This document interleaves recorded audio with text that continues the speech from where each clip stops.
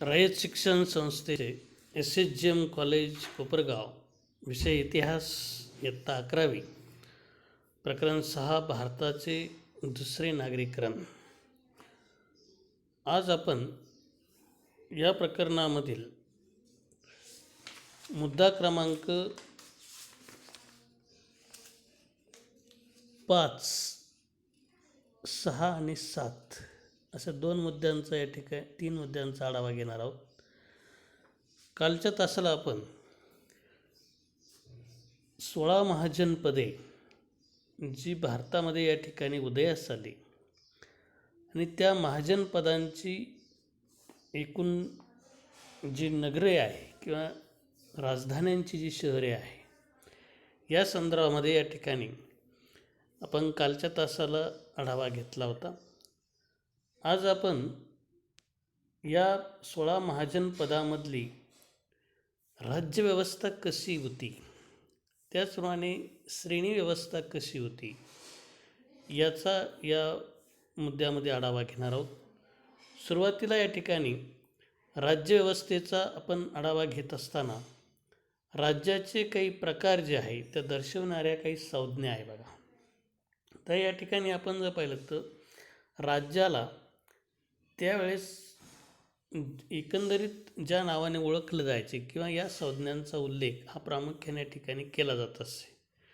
तर याच्यामध्ये आपण जर पाहिलं तर राज्य, त्याचप्रमाणे स्वराज्य, त्याचबरोबर भौज्य, वैराज्य, महाराज्य, साम्राज्य आणि पारमेष्ट अशा संज्ञा या ठिकाणी राज्याला होत्या. म्हणजे थोडक्यात राज्य या नावाला अशा नावाने सुद्धा या ठिकाणी ओळखलं जायचं. आता यामध्ये आपण जर पाहिलं तर शतपथ ब्राह्मण व कात्यायन श्रौतसूत्र या ग्रंथामधून राज्य व साम्राज्य या संज्ञांचे स्पष्टीकरण दिलेले दिसते. म्हणजे एकंदरीत आपण जर पाहिलं तर या ठिकाणी आपल्याला हे 2 ग्रंथ जे आहे या 2 ग्रंथामधून या संज्ञांचा उल्लेख आढळतो. आता याच्यामध्ये आपण जर पाहिलं तर त्यानुसारच राजसूय यज्ञ जे आहे ते करणारा राज्याचा अधिपती हा राजा असतो. म्हणजे आपण जर पाहिलं तर राज्य किंवा साम्राज्य याचा सर्वात महत्त्वाचा प्रमुख जो आहे तो कोण आहे, तर तो आहे राजा. त्याला आपण राजन असं सुद्धा या ठिकाणी म्हटलेलं आहे. आणि मग हा राजा जो आहे तो राजा या ठिकाणी राजसूय यज्ञ करत असत. आता त्याच्या अधिपत्याखाली जो प्रदेश असेल त्याला आपण राज्य म्हणतो. आता राजसूय यज्ञ जो आहे तो गुंतागुंतीचा असून हा यज्ञ करणाऱ्या पुरोहिताला गोधन दक्षिणा देत असत. म्हणजे या ठिकाणी आपण जर बघतो गाय, ह्या गायीचं या ठिकाणी सर्वात महत्त्वाचं दक्षिणा म्हणून या पुरोहित म्हणजे ब्राह्मण या पुरोहिताला या ठिकाणी हे दिले जात असे. म्हणजे राजा हा राजसूय यज्ञ केला की या ठिकाणी सर्वात महत्त्वाचं पुरोहिताला दान म्हणून, त्याला दक्षिणा आपण म्हणतो, दान म्हणून या ठिकाणी देत असत. मग राजाच्या वर्चस्वाखाली राज्य असे राजांना वाजपेयी यज्ञ केल्यानंतरच साम्राज्य या पदाची प्राप्ती होते. म्हणजे थोडक्यात राजसूय यज्ञ केल्यानंतर राजा हा खऱ्या अर्थाने या ठिकाणी त्या राज्याचा राजा म्हणून ओळखला जात असे. आता वाजपेयी यज्ञ जे आहे तो जवळपास आपण जर पाहिलं तर 17 दिवस चालत असे. आणि या यज्ञामुळे राजा सम्राट पदाला पोहोचतो असे मानत. म्हणजे एकंदरीत जर आपण विचार केला तर या ग्रंथांमध्ये जे उल्लेख आहे याच्यामध्ये वाजपेयी यज्ञ हा या ठिकाणी सर्वात महत्त्वाचा 17 दिवस करत असत. आणि राजा खऱ्या अर्थाने मग हे यज्ञ केल्यानंतर त्याला सम्राट पदाची ज्याला आपण पद जे आहे ते खऱ्या अर्थाने त्याला मिळत असते. मग राजाच्या अधिपत्याखाली राजाला साम्राज्य म्हटले जाते. राजा हा नेहमीच साम्राज्य या पदाचा अभिलाषी होता. राजा हे पद कनिष्ठ असते. म्हणजे आपण जर पाहिलं तर साम्राज्य हे जे पद आहे हे श्रेष्ठ आहे. म्हणजे आणि राजा हे पद जे आहे ते कनिष्ठ आहे. जरी साम्राज्याचा प्रमुख राजा जरी असला तरी परंतु शेवटी साम्राज्याला सर्वात महत्त्वाचं स्थान आहे. आता याच्यामध्ये राजाची जी निवड आहे ती कशी होत असे? आपण जर पाहिलं तर ही जी काही महाजनपदं आहे, या महाजनपदामध्ये ही राज्यव्यवस्था पाहत असताना या ठिकाणी राज्याचा जो प्रमुख निवडला जायचा राजा, आता त्या राजाची निवड जी आहे ती या ठिकाणी कशी होत असे? आता याच्यामध्ये राजा याची निवड होत असताना सर्वात महत्त्वाचं, राजा हा क्षत्रिय असावा असं या ठिकाणी सर्वात महत्त्वाचं वंश परंपरा आहे. म्हणजे आपण जर पाहिलं तर राजेपद जे आहे ते वंश परंपरेने मिळत असते. वंश परंपरेने म्हणजे राजा म्हणजे जो अगोदर असेल तर त्याचे वडील असतील, त्याच्यानंतर त्याचा मुलगा वगैरे, असं ही वंश परंपरा. राजा हा लोकांकडून निवडून दिला जात असे. राजाची सर्वात ज्येष्ठ जी पत्नी असे तिला राजमहिषी असं या ठिकाणी म्हटलं जात असे. राज्याभिषेकाच्या वेळी राजाबरोबर तिचाही अभिषेक ज्याला आपण म्हणतो थोडक्यात, तिलाही केला जात असे. म्हणजे थोडक्यात दोघांनाही पदावर बसवण्यासाठी अशा पद्धतीचं या ठिकाणी दोघांचंही ज्याला आपण राज्याभिषेकाचा जो एकंदरीत समारंभ जो आहे तो या ठिकाणी केला जात असे. राजा आपले सामर्थ्य सिद्ध करण्यासाठी अश्वमेध यज्ञ करत असे. म्हणजे आपण यापूर्वी जर पाहिलं तर राजसूय यज्ञ आहे, वाजपेयी यज्ञ आहे आणि त्याच्यानंतर अश्वमेध. आता अश्वमेध यज्ञ जो आहे तो कसा आहे, पूर्व 2-3 वर्ष चालत असे. म्हणजे या ठिकाणी आपण जर पाहिलं तर हा जो यज्ञ आहे या ठिकाणी 2 ते 3 वर्ष चालत असे. घोडा सोडत व त्याचप्रमाणे त्याच्या मागे सशस्त्र योद्धे संरक्षणासाठी जात. घोड्याला अडवण्यासाठी युद्ध चाले. घोडा राजधानीत परत आल्यावर त्याला बळी यज्ञ देत असत आणि पुरोहितांना प्रचंड दक्षिणा देत. म्हणजे अशा पद्धतीचा हा जो अश्वमेध जो यज्ञ आहे, हा अश्वमेध यज्ञ या ठिकाणी केला जात असे. थोडक्यात अश्व म्हणजे घोडा आणि या घोड्याच्या नावानेच या ठिकाणी सर्वात महत्त्वाचं, मग त्या घोड्याला या ठिकाणी राजधानीत परत आल्यावर त्याचा बळी यज्ञात देत असत आणि मग पुरोहितांना या ठिकाणी प्रचंड अशी दक्षिणा जी आहे ती या ठिकाणी दिली जात असे. आता महाजन पदामध्ये राजाचे जे अधिकार आहे व निर्णय प्रक्रिया जी आहे ती कशी असे? आता राजा जो आहे तो या ठिकाणी संपूर्ण राज्याचा जो प्रमुख असे तर त्याला प्रजेवर त्याचे संपूर्ण अधिकार असे. प्रजेकडून जो वसूल आहे तो किती करायचा हा राजा ठरवत असे आणि मग त्याला राज्यातील जमीन, कोणतीही जमीन दान करण्याचा अधिकार होता.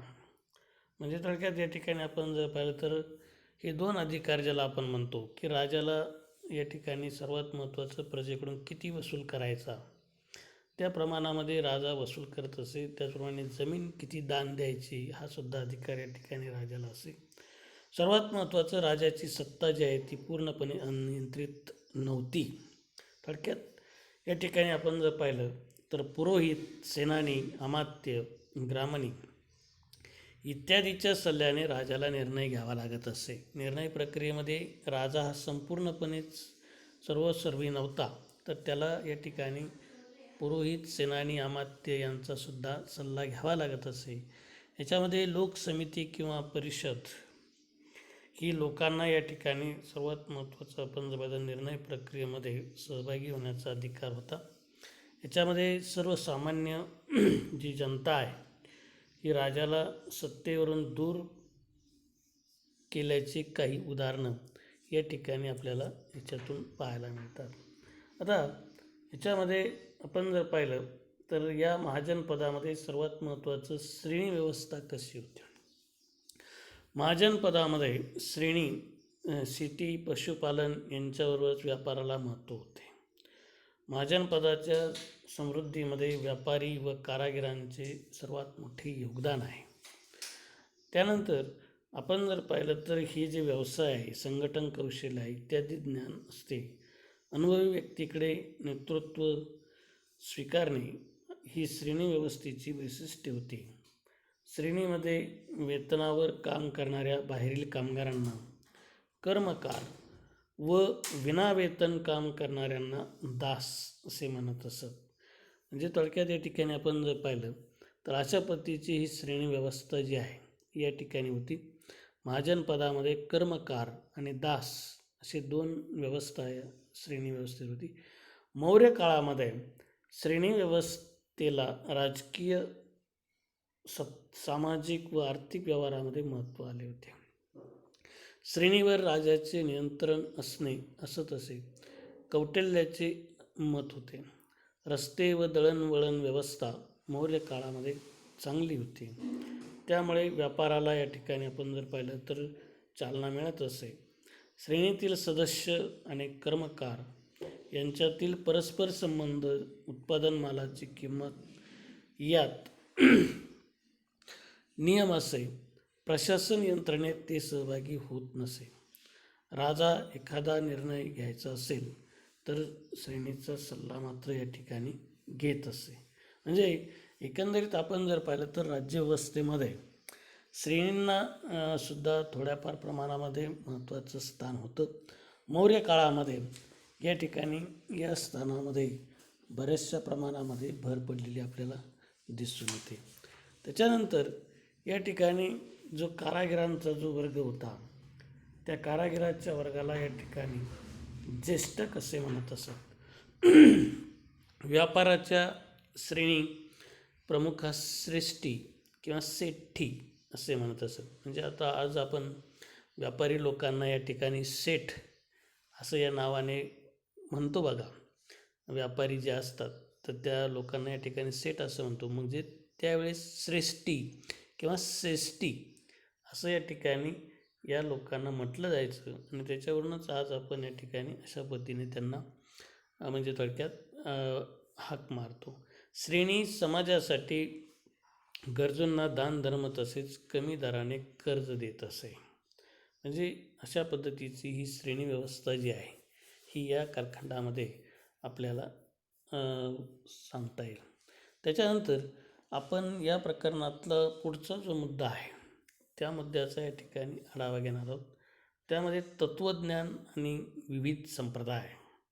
आता वैदिक काळाच्या शेवटी मानवी जीवनाचे अस्तित्व, मृत्यूनंतरच्या आत्म्याचा जो प्रवास आहे या गोष्टींचा विचार सुरू झाला. आत्म्याचे अस्तित्व चिरंतन असते त्यावर आधारित तत्त्वज्ञान तसेच अस्तित्व नाकारणारे तत्त्वज्ञान उदयास आले. म्हणजे या ठिकाणी आपण जर विचार केला तर माणसाचा मृत्यू झाल्यानंतर आपण म्हणतो की या ठिकाणी त्याचा जो आत्मा आहे त्याचा प्रवास बरेचसे दिवस चालू असतो आणि या प्रवासामध्ये या ठिकाणी सर्वात महत्त्वाचं त्या आत्म्याचं अस्तित्व चिरंतन असतं असं या ठिकाणी आधारित काही तत्त्वज्ञान आहे. या अस्तित्व नाकारणारे सुद्धा तत्त्वज्ञान या ठिकाणी उदयास आले. म्हणजे थोडक्यात एकदा व्यक्तीचा मृत्यू झाला की त्याचं आपण म्हणतो की या ठिकाणी देह तो नाशवंत आहे आणि आत्मा मात्र या ठिकाणी अमर आहे. परंतु काही अशा व्यक्ती आहेत की एकदा त्या व्यक्तीचा मृत्यू झाला म्हणजे त्या व्यक्तीचं अस्तित्व हे पूर्णपणे नाहीसं झालं. असं सुद्धा हे तत्त्वज्ञान हे या कालखंडामध्ये आपण जर पाहतो उदयास आलं आणि याच्यातून नास्तिक दर्शन ही सर्वात महत्त्वाचं त्या काळामध्ये आपण जर पाहिलं तर हा एक संप्रदाय म्हणून उदयास आला. समाजव्यवस्था आणि कर्मकांड यांना न मानणारी चार्वाक संप्रदाय होता. चार्वाक संप्रदायाने या ठिकाणी या आत्म्याचं अस्तित्व त्यांनी मानलं नाही. ते नास्तिक दर्शन असून त्यांनी वेद, ईश्वर, परलोक यांचे अस्तित्व यांना विरोध केला. म्हणजे त्यांनी या ठिकाणी वेद, ईश्वर म्हणजे देवता हे सुद्धा या ठिकाणी नाही असे विचार या ठिकाणी त्यांनी मांडले आणि याला विरोध केला. भारतीय विचारच्या धारेतील ते एकमेव जडवादी भौतिकवादी दर्शन आहे. प्राचीन भारतीय दर्शनाची तात्विक बीजे या काळामध्ये रोखली गेली असं या ठिकाणी आपल्याला सांगता येईल. तर इसवी सन पूर्व 6व्या शतकामध्ये गृहस्थाश्रमाचा त्याग करून अंतिम सत्याचा शोध घेण्यासाठी भटकंती करणारे परिव्राजक किंवा श्रमण त्यांचा शिष्य संप्रदाय याची सुरुवात या काळाचे वैशिष्ट्य आहे. जैन व बौद्ध यांच्या अंतर्भावात नास्तिक दर्शन यामध्ये होते. या ठिकाणी आपण जर पाहिलं तर जैन आणि बौद्ध धर्म यांनीसुद्धा या ठिकाणी त्या काळामध्ये ही जी वेद प्रामाण्य वैदिक कर्मकांड ह्या ज्या गोष्टी आहे या गोष्टी त्यांनीसुद्धा नाकारलेल्या आहे. आणि याच्यातून मग नवीन असा धर्मप्रवाह जो आहे हा या ठिकाणी या कालखंडामध्ये सर्वात महत्त्वाचं उदयास आला.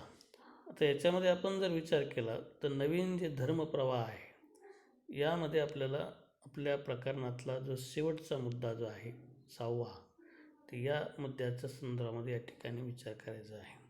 तर नवीन धर्मप्रवाह जे या 6व्या शतकामध्ये जे उदयास आले याच्यामध्ये जैन धर्म आणि बौद्ध धर्म असे 2 धर्म जे आहे की त्यांचं या ठिकाणी सर्वात महत्त्वाचं आपण जर पाहिलं तर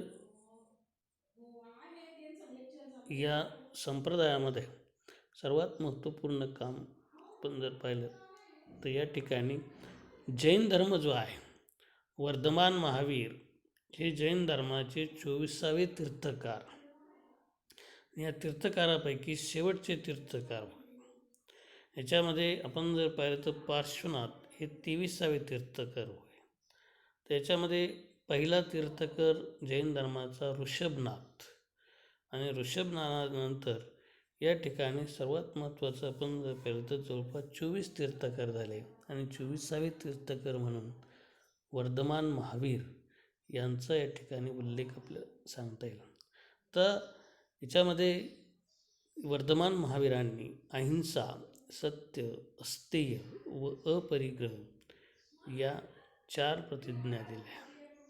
महावीरांनी या ठिकाणी ब्रह्मचार्य ही 5वी प्रतिज्ञा दिली. आणि म्हणून आपण जर पाहिलं तर ही जे 5 पंचमहाव्रते जे आहे अहिंसा, सत्य, अस्तेय, अपरिग्रह आणि ब्रह्मचार्य असे या ठिकाणी 5 जी प्रतिज्ञा जी आहे त्यालाच पंचमहाव्रते असं या ठिकाणी म्हटलं जातं. आता तुम्हाला संकल्पन चित्र पूर्ण करा असा प्रश्न या ठिकाणी विचारला जातो. त्यावेळेस ही जी 5 जी व्रते आहे पंचमहाव्रते जी आहे ती या ठिकाणी तुम्हाला विचारली जात असतात आणि ती या ठिकाणी 2 मार्काला असतात. तर तुम्ही ती चांगल्या पद्धतीने लक्षात ठेवायची. आता वर्धमान महावीरांनी जी पंचमहाव्रते सांगितली ही पंचमहाव्रते सांगितल्यानंतर थोडक्यात आपल्याला या ठिकाणी वर्धमान महावीरांच्या जन्माची पार्श्वभूमी पाहणं गरजेचं आहे. यामध्ये वर्धमान महावीरांचे जे वडील होते त्यांचं नाव होतं सिद्धार्थ, ज्ञातूक कुळातील होते. आई त्रिशला देवी ही लिच्छवी कुळातील होती. म्हणजे थोडक्यात आपण जी महाजनपदं पाहिली या महाजनपदामध्ये या ठिकाणी जे नगर पाहिले ते राजघराणे पाहिले त्याच्यामध्ये यांचा जो जन्म झाला याच्यामध्ये वडिलांचं नाव सिद्धार्थ आणि आईचं नाव त्रिशला देवी. महावीरांचा जन्म इसवी पूर्व 599 वैशाली उपनगरातील कुंडग्राम येथे झाला. आता त्यांची जी पत्नी होती त्या पत्नीचं नाव होतं यशोदा. आणि वयाच्या 30व्याच वर्षी या ठिकाणी आपण जर पाहिलं तर वर्धमान महावीरांचं म्हणजे थोडक्यात 30व्या वर्षी शोध घेण्यासाठी ग्रस्ताश्रमाचा त्याग केला.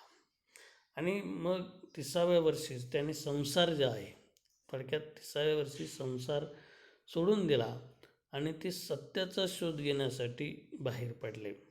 आता वयाच्या 42व्या वर्षी त्यांना केवळ ज्ञानप्राप्ती झाली. म्हणजे 12 वर्ष या ठिकाणी आपण जर पाहिलं तर त्यांनी तपश्चर्या केली आणि 12 वर्ष तपश्चर्या केल्यानंतर त्यांना शक्ती व ज्ञानप्राप्ती झाली आणि इंद्रियांवर त्यांनी विजय मिळवला. म्हणजे एकंदरीत आपण जर पाहिलं तर अशा पद्धतीने वर्धमान महावीर यांना या ठिकाणी केवळ ज्ञानप्राप्ती झाली.